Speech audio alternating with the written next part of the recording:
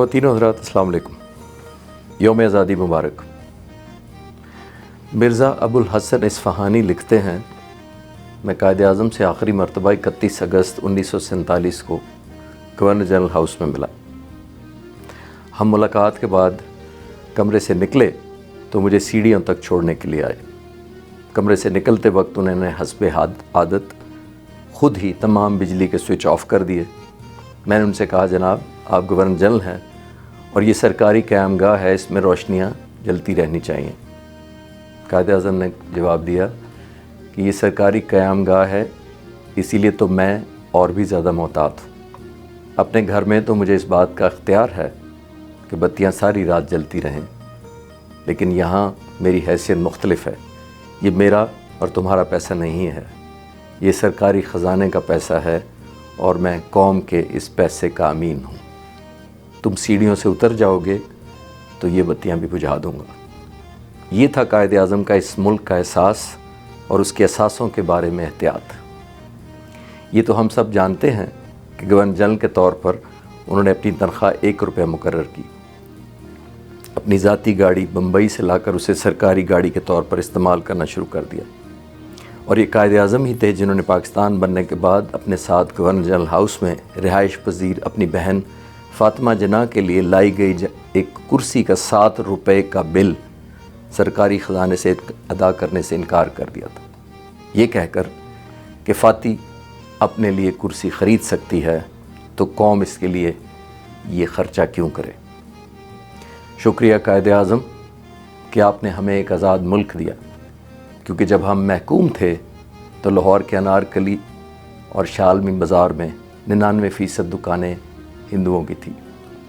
پورے پنجاب سے آئے ہوئے مسافروں کے لیے پانی پینے کا واحد ذریعہ دکاندار خود تھے.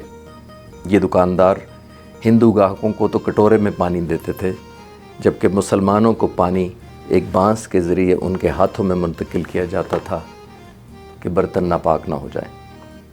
شکریہ قائد اعظم کہ آپ نے بطور گورنر جنرل صرف 2 گاڑیوں کا استعمال کیا، ایک آپ کے لیے اور ایک گاڑی سیکیورٹی کے لیے. شکریہ قائد اعظم کہ آپ نے ٹی بی کی بیماری کے باوجود نہ صرف اس بیماری کو چھپائے رکھا، مگر ڈاکٹر کی سخت وارننگ کے باوجود پاکستان بنانے کے لیے روزانہ 20 گھنٹے تک انتھک محنت کی، اور اپنی بیماری کو اس حد تک خفیہ رکھا کہ آپ کی وفات کے بعد لارڈ ماؤنٹ بیٹن نے کہا تھا کہ اگر ہمیں معلوم ہوتا کہ جناح نے اس دنیا سے اتنی جلدی رخصت ہو جانا ہے تو ہم ہندوستان کی تقسیم کچھ عرصے کے لیے مؤخر کر دیتے، کیونکہ جناح پاکستان کے حصول میں کسی طرح کی بھی لچک دکھانے کو آمادہ نہیں تھے. اور شاید یہی وجہ تھی کہ ہندوستان کے سیکرٹری آف اسٹیٹ لارڈ پیتھک نے آپ کی وفات کے بارے میں کہا کہ گاندھی کو ایک جنونی قاتل نے قتل کیا، جبکہ جناح نے پاکستان کی لگن میں اپنی جان دی. اور قائد اعظم ہی تھے جنہوں نے اپنی زندگی کے آخری ایام میں زیارت میں اپنے قیام کے دوران اپنے اے ڈی سی کی اس بات پر سرزنش کی کہ کیوں اس نے قائد اعظم سے پوچھے بغیر ان کے سگار کا بل سرکاری خزانے سے ادا کیا ہے، حالانکہ بطور گورنر جنرل یہ ان کا استحقاق تھا. اور کہا کہ سگار پینا بری عادت ہے اور قوم میری بری عادت کا بوجھ کیوں اٹھائے.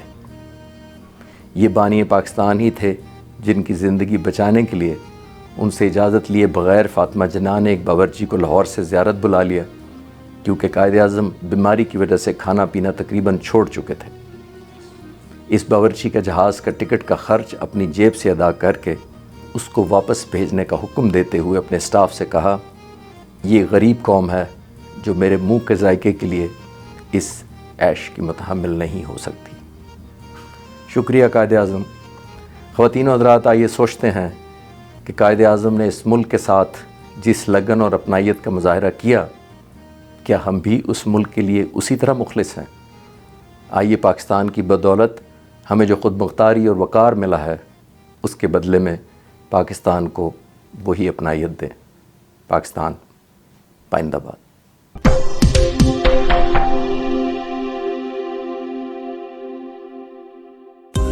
مزید ایسی ویڈیوز دیکھنے اور جاننے کے لیے آپ ہمارے چینل کو سبسکرائب کیجیے.